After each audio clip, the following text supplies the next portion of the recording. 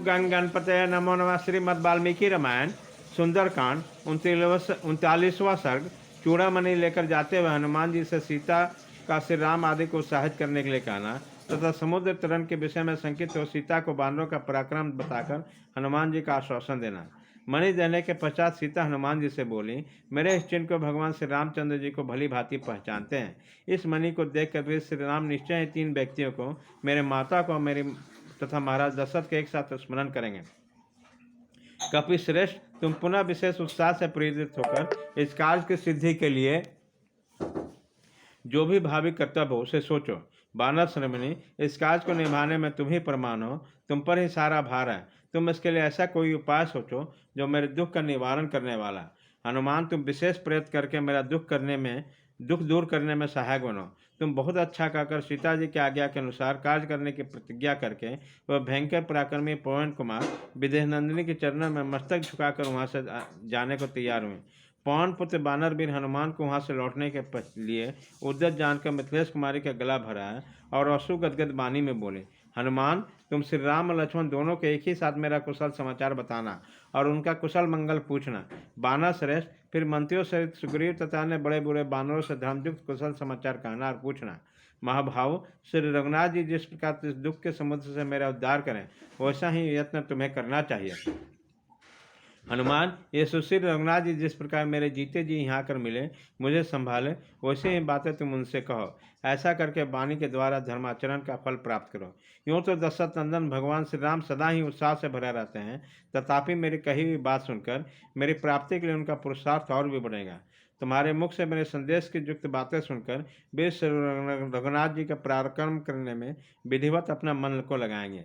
सीता जी की बातें सुनकर पवन कुमार हनुमान जी ने माथे पर अंजलि बांधकर विनयपूर्वक उनकी बात को उत्तर दिया। ये भी जो युद्ध में सारे शत्रुओं को जुट कर आपके शोक का निवारण करेंगे, वो ककुश कुलभूषण भगवान श्री राम श्रेष्ठ बानर और भालुओं के साथ शीघ्र ही यहाँ पधारेंगे। वे मैं मनुष्य, असुरों और देवताओं में से किसी को भी ऐसा नहीं देखता जो बानों के वर्षा करते हुए भगवान श्री राम के सामने ठहर सके। भगवान श्री राम विशेषता आपके लिए ही युद्ध में सूर्य, इंद्र और सूर्यपुत्र जम का भी सामना कर सकते हैं। वे समुद्र पर्यंत सारी पृथ्वी को भी जीत लेने योग्य हैं। जनक नंदिनी, आपके लिए युद्ध करते समय श्री रामचंद्र जी के निश्चय ही विजय होगी। हनुमान जी का कथन युक्ति युक्त, सत्य और सुंदर था। उसे सुनकर जनक नंदिनी ने उनका बड़ा आदर किया और वह फिर उनसे कुछ कहने को उद्यत हुई। तदंतर वहां से प्रस्थित हुए हनुमान जी को और बार बार देखते हुए सीता ने सौहार्द स्वामी के प्रति स्नेह से युक्त सम्मान पूर्वक बात कही। शत्रुओं का दमन करने वाला वीर, यदि तुम ठीक समझो तो एक दिन किसी गुप्त स्थान में निवास करो और इस तरह एक दिन विश्राम करके कल चले जाना। बानर श्रेष्ठ, तुम्हारे निकट रहने से मुझे मंदभागिनी के महान शोक का थोड़े दिन निवारण हो जाएगा। कपि श्रेष्ठ, विश्राम के पश्चात तुम यहाँ से यात्रा करने के अनंतर में फिर तुम लोग आने में संदेह या विलम्ब हुआ तो मेरे प्राणों पर भी संकट आ जाएगा, इसमें संचय नहीं है। बानर वीर, मैं दुख पर दुख उठा रही हूँ। तुम्हारे चले जाने पर तुम्हें न देख पाने का शोक मुझे पुनः दुख करता हुआ संताप देता रहेगा। वीर बानेश्वर, तुम्हारे साक्षी इच्छा और बानरों के विषय में मेरे सामने अब भी बड़ा महान सदैव विद्यमान है कि वो राक्षस और बानर की सेनाएं वो दोनों राजकुमार श्री राम और लक्ष्मण से इस दुष्पार महासागर को कैसे पार करेंगे। इस प्राणियों में समुद्र के लांघने के संकेत तो केवल 3 प्राणियों में देखी गई है, तुम में, गरुड़ में अथवा वायुदेवता में। वीर, इस प्रकार समुद्र लंघन रूपी कार्य को निभाना अत्यंत कठिन हो गया है। ऐसी दशा में तुम्हें कार्य सिद्धि का कौन सा उपाय दिखाई देता है, यह बताओ, क्योंकि कार्य सिद्धि का उपाय जानने वाले लोगों में तुम सबसे श्रेष्ठ हो। शत्रु वीरों का संहार करने वाला पवन कुमार, इसमें संदेह नहीं, तुम अकेले ही मेरे उद्धार रूपी कार्य को सिद्ध करने में पूर्णतः समर्थ हो। परंतु ऐसा करने से जो विजय रूपी फल प्राप्त होगा उनका यश केवल तुम्ही को मिलेगा, भगवान श्री राम को नहीं। यदि श्री रघुनाथ जी की सारी सेना के साथ रावण के युद्ध में पराजित के विजय करके मुझे साथ ले अपने पुरी को पधारे तो ये उनको अनुरूप कार्य होगा। शत्रु का सेना का संहार करने वाले श्री राम यदि अपनी सेना के द्वारा लंका को पद दलित करके मुझे अपने साथ ले चलें तो यही उनके योग्य होगा। अतः तुम ऐसा उपाय करो जिससे समर सुर महात्मा श्री राम को उनके अनुरूप पराक्रम प्रकट हो। वैसे सीता देवी की उपयुक्त बात अर्थयुक्त, स्नेहयुक्त तथा युक्तियुक्त थी। उनकी इस अवशिष्ट बात को सुनकर हनुमान जी ने इस प्रकार उत्तर दिया। देवी, बानरों और भालुओं को सेना के स्वामी कपिश्रेष्ठ सुग्रीव सत्यवादी हैं। वह आपके उद्धार के लिए दृढ़ निश्चय कर सके हैं। विदय नंदिनी, उनके राक्षस का संहार करने की शक्ति है। वह सहस्रों कोटि बानर की सेना के साथ लेकर शीघ्र ही लंका पर चढ़ाई करेंगे। उसके पास पराक्रमी, धैर्यशाली, महाबली और मानसिक संकल्प के साथ बहुत दूर तक उछल के जाने वाले बहुत से बानर हैं, जो उनकी आज्ञा का पालन करने के लिए सदा तैयार रहते हैं, जिनके ऊपर नीचे तथा इधर उधर कहीं भी गति नहीं रुकती। वे बड़े से बड़े कार्यों के आकर पड़ने पर कभी हिम्मत नहीं आते। उनका महान तेज है। वह अपने अत्यंत उत्साह से पूर्ण होकर वायुपथ का अनुसरण करते हुए समुद्र और पर्वतों सहित इस पृथ्वी पर अनेक बार परिक्रमा की है। सुग्रीव की सेना में मेरे समान मुझसे भी बड़े पराक्रमी वीर हैं। उसके पास कोई भी ऐसा बानर नहीं हो जो बल पराक्रम में मुझसे कम हो। जब मैं यहाँ आ गया तो अन्य महाबली वीरों के आने में क्या संदेह है। जो श्रेष्ठ पुरुष होते हैं उन्हें संदेशवाहक दूत बनाकर नहीं भेजा जाता, साधारण कोटि के लोग ही भेजे जाते हैं। अतः देवी, आपको संताप करने की आवश्यकता नहीं है।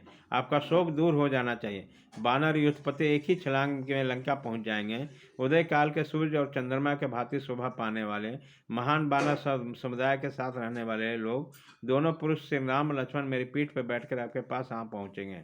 वो दोनों नरश्रेष्ठ वीर श्री राम लक्ष्मण एक साथ आकर आपके सैनिकों से लंकापुरी का विध्वंस कर डालेंगे। बरारोह है, रघुकुल का आनंदित करने वाले श्री रघुनाथ जी को, रावण को उनके सैनिकों सहित मारकर आपको अपने साथ लेकर पुरी को लौटेंगे। इसलिए आप धैर्य धारण करें, आपका कल्याण हो। आप समय की प्रतीक्षा करें। प्रज्वलित अग्नि के समान तेजस्वी श्री रघुनाथ जी आपका शीघ्र ही दर्शन देंगे।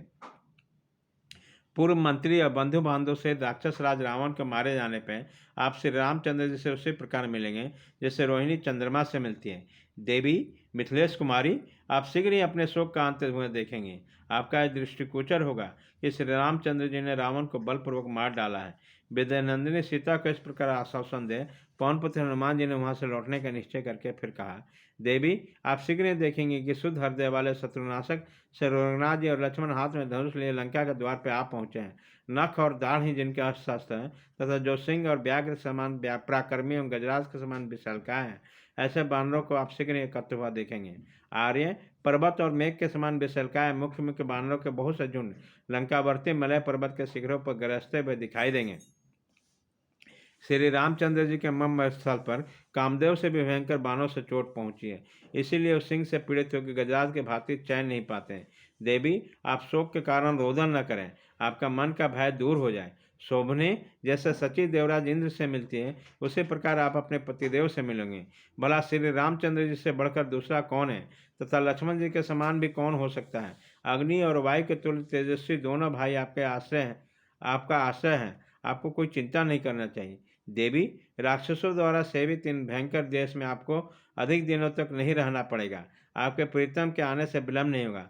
जब तक मेरी उनसे भेंट नहीं हुई उतने समय तक विलम्ब को आप क्षमा करें। इस प्रकार श्री वाल्मीकि निर्मित आश्रम आदि काम सुंदर कांड में 39वां सर्ग पूरा हुआ।